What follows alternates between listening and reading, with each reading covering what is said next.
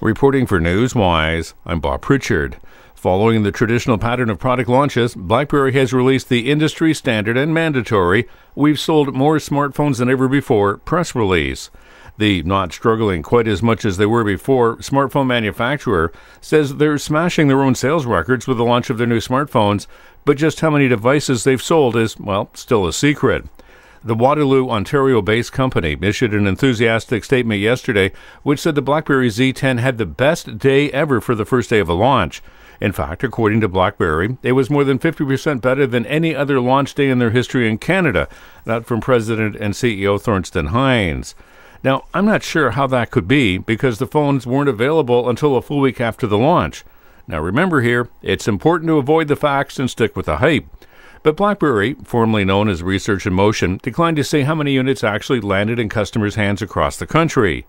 A separate statement from carrier Rogers Communications says that they activated thousands of BlackBerry Z10s on the first day, with some stores being temporarily out of devices.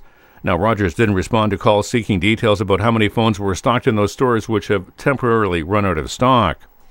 Determining whether the BlackBerry launch in Canada was a success out of the gate has proven to be very difficult, though reviews for the device have proven to be most favorable. In the United Kingdom, sales for the first week were close, and this is from BlackBerry, were close to 3 or 4 times their best performance, although they wouldn't disclose again the tallies for previous BlackBerry launches in the region. Fellow carrier Bell has also reported that early interest in the device has been solid. Pre-orders for the new BlackBerry phone broke records held by an early model of the smartphone, that according to Bell, after the launch, but they wouldn't again disclose where that bar had actually been set. You know, it's too bad. The phone is probably quite nice, and users would be probably quite thrilled with the updates. But we're dealing with a tech-smart society who realize that every new device has challenges, and that most of us would rather wait for stability and maybe a few critical software upgrades before making a 3-year commitment for version 1 of a product. Reporting for Computer Insider, I'm Bob Pritchard.